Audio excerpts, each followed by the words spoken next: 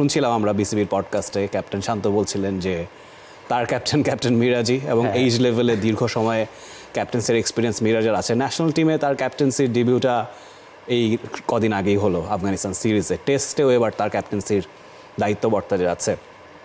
টেস্টের ক্যাপ্টেন্সিটা একটুখানি নিশ্চয়ই ডিফিকাল্ট, অনেক ট্যাকটিক্যাল ব্যাপার স্যাপার আছে, অনেক স্ট্র্যাটেজিক সিদ্ধান্ত নিতে হয়। আপনার কি মনে হয় শান্তর বদলি হিসেবে মিরাজের ক্যাপ্টেন্সির ডেবিউটা সাদা পোশাক ক্রিকেটে কেমন হবে সেটা আবার উইন্ডিজে। বাংলাদেশ যেখানে কখনোই মানে আগে পরে হয়তো জিতেছে, কিন্তু সম্প্রতি উইন্ডিজে পারফরমেন্স করা সবচেয়ে কঠিন। আর সেটা যদি টেস্টে হয়, টেস্টে আমরা আমাদের নিজেদের হারিয়ে খুঁজছি, তো এই ব্যাপারটা একটু কঠিন। আসে বলে মিরাজ সামলে উঠবেন বা সামলানোর সর্বোচ্চ চেষ্টা করবেন। আর আপনি বলছিলেন যে শান্তর ক্যাপ্টেন সবসময় মিরাজ যুব ওয়ানডেতে খুব সম্ভবত 48টা ম্যাচ নেতৃত্ব দিয়েছেন, সেটা আবার পুরো ক্রিকেট দুনিয়াতে সর্বোচ্চ।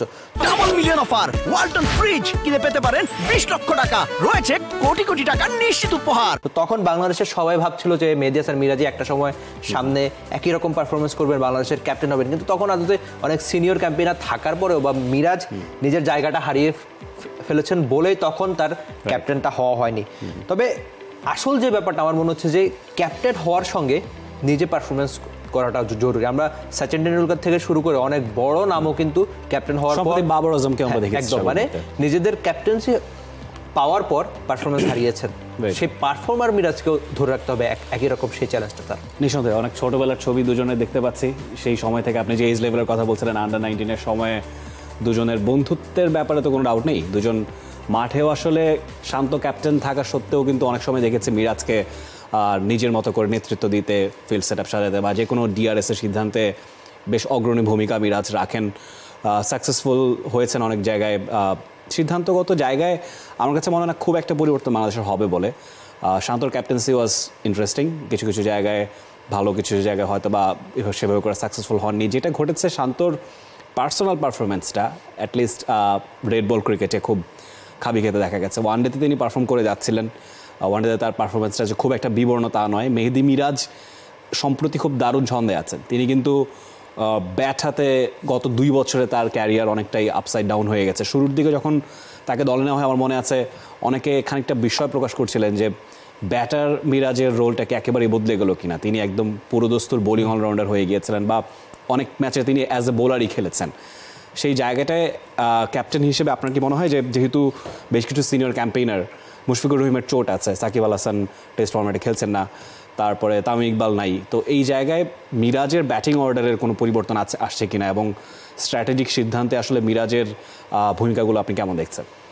দুনিয়ার সকল বোলিং অলরাউন্ডার নাকি এই সিদ্ধান্তে, মানে যারা ক্যাপ্টেন হয়েছেন তারা নাকি এই সিদ্ধান্তে ভুগতেন যে নিজেকে কখন তারা অ্যাটাকে আনবেন, এটা কি দলের জন্য ভালো হবে নাকি নিজের জন্য। তো এই সিদ্ধান্তগুলো সেটা ড্যানিয়েল ভেট্টোরির একটা ইন্টারভিউতে আমি শুনেছিলাম, সেটা অনেক খুব স্বাভাবিক। তো এক্ষেত্রে মিরাজ আমার মনে হচ্ছে যেহেতু শান্ত নেই, সঙ্গে মুশফিক নেই, তাদের জায়গায় তো অন্য ব্যাটার খেলবেন, তো মিরাজের পজিশনের খুব একটা অদলবদল হবে না।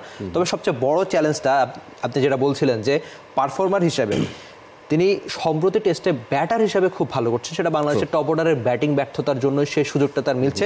তবে বোলার হিসেবে কিন্তু বিদেশে মেহেদী হাসান মিরাজকে খুব একটা ভালো করতে দেখা যায় না এর আগে। আমরা যদি দেখি যে দেশে তার বোলিং গড় 27, বিদেশে সেটা প্রায় দ্বিগুণের মতো 41। তবে রাফি ইন্টারেস্টিং ব্যাপার হচ্ছে উইন্ডিজে তার বোলিং গড় মাত্র 23 আর ওয়েস্ট ইন্ডিজের সাথে সেটা 20। মানে তিনি ওয়েস্ট ইন্ডিজের সঙ্গে পারফরমেন্স করতে ভালোবাসেন। একমাত্র যে টেস্ট সেঞ্চুরিটা তিনি তার প্রথম টেস্ট সেঞ্চুরি সেটা উইন্ডিজের সঙ্গে। তো আমরা আশা করব যে ক্যাপ্টেন্সির সঙ্গে পারফর্মার মিরাজকেও যেন দেখা যায়, আর শান্তর বদলি সাদাত হোসেন দীপু তার জন্য শুভকামনা থাকবে। চমৎকার তথ্য এমিল আমাদেরকে দিলেন যে ওয়েস্ট ইন্ডিজের বিপক্ষে মিরাজের স্ট্যাট খুবই ভিভিড। আমরা হোপফুল হবই যে ক্যাপ্টেন হিসেবে তার শুরুটা চমৎকার হবে। আমরা দেখেছিলাম 2009 সালে মাশরাফির যখন ক্যাপ্টেন্সির ডেবিউ হলো, তিনি অবশ্য খেলতে পারেনি সেই ম্যাচটা, সেখানে সাকিব আল হাসান তার বদলি হিসেবে নেমে চমৎকার অলরাউন্ড নৈপুণ্য দেখিয়ে ওয়েস্ট ইন্ডিজকে আমরা প্রথমবারের মতো হারিয়েছিলাম, যদিও সেটা প্রায় দ্বিতীয় সারির দলই বলা যায়। তারপর ইট ওয়াজ অ্যান অ্যাচিভমেন্ট।